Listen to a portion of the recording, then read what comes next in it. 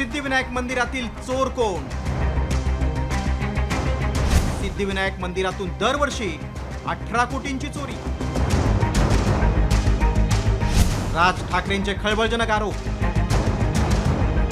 अयोध्येतील राम मंदिरातल्या दान चोरीचा मुद्दा पेटलेला असताना आता मुंबईतील प्रसिद्ध सिद्धिविनायक मंदिरातील कोट्यावधींच्या चोरीवरून वाद पेटलाय. मनसे अध्यक्ष राज ठाकरे यांनी एका पत्राच्या आधारे सिद्धिविनायक मंदिरातून दरवर्षी 18 कोटींची चोरी होत असल्याचा खळबळजनक दावा केलाय. 18 कोटी रुपये दरवर्षाचे सिद्धिविनायक मंदिरामधून चोरी होतीये.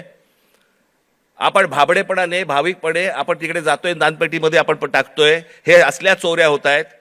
ही माणसं सगळी मंदिरं लुटतायत, तिकडचेच विश्वस्त चोऱ्या करतायत, तिकडचीच माणसं चोऱ्या करतायत. हा आमचा धर्म, ही आमची धर्माची मंदिरं. सरकारवरती विश्वास ठेवता येत नाही म्हणून मंदिरात जावं तर मंदिरावरती विश्वास ठेवता येत नाही. ही जर समजा देशाची परिस्थिती असेल, होईल काय? रस्त्यावरतीच उद्रेक होईल. विशेष म्हणजे राज ठाकरेंनी हा आरोप करताना सिद्धिविनायक न्यासाच्या विश्वस्त मंडळानं उपमुख्यमंत्री एकनाथ शिंदेना दिलेल्या पत्राचा आधार घेतलाय. त्या पत्रात विश्वस्त मंडळानं काय लिहिलंय पहा. सिद्धिविनायक मंदिराची मिळकत 35% वाढवण्यात आम्ही काही प्रमाणात यशस्वी झालो. विश्वस्तांच्या सतर्कतेमुळे मंदिराच्या दानपेटीतील पैसे चोरणारे कर्मचारी पकडले गेले. हे कर्मचारी पकडण्यापूर्वी दर बुधवारी मंदिराच्या दानपेटीतील रकमेची मोजदाद 50 लाखांच्या आत होती. मात्र कर्मचारी पकडल्यानंतर गेल्या 3 आठवड्यात दानपेटीतील रक्कम 1.5 कोटी रुपयांच्या आसपास पोहोचली. त्यामुळे दानपेटीतील रक्कम काही कर्मचारी लंपास करत होते. याचाच अर्थ दरवर्षी 18 कोटी रुपयांची रक्कम चोरली जात होती. त्यामुळे या प्रकरणाची चौकशी करावी अशी मागणी विश्वस्तांनी उपमुख्यमंत्री एकनाथ शिंदेंकडे केली. दुसरीकडे सिद्धिविनायक मंदिर न्यासचे अध्यक्ष सदा सरवणकरांनी ही चोरी झाल्याचं मान्य करत चोरी करणाऱ्या कर्मचाऱ्यांवर कारवाई केल्याचा आणि त्यानंतर मंदिरातील उत्पन्न वाढल्याचा दावा केला.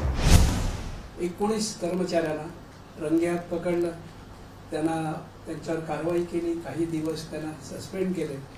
काही ठिकाणी कर्मचारी हातचलाखी करून पैसे काही काढतात. हे ज्या वेळेला लक्षात आलं त्यावेळेला आम्ही पोलीस खात्याला पत्र लिहिलं की अशा प्रकारची आपण चौकशी करावी आणि हे जे कोणी आहेत त्यांच्यावर कारवाई करावी.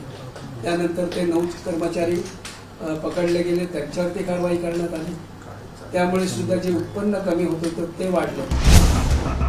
याआधी उपमुख्यमंत्री एकनाथ शिंदे यांनी सिद्धिविनायक मंदिरातील अपहाराचा मुद्दा उपस्थित करत ठाकरे सेनेवर निशाणा साधला होता. त्यात तत्कालीन अध्यक्ष आदेश बांदेकर आणि तत्कालीन कार्यकारी सदस्यांविरोधात शिंदेने आक्रमक पवित्रा घेतला होता. त्यात आता विश्वस्त मंडळातील सदस्यांनीच शिंदेना पत्र लिहून वरिष्ठ पातळीवर भ्रष्टाचार होत असल्याचा आरोप केल्यानं एकच खळबळ माजली.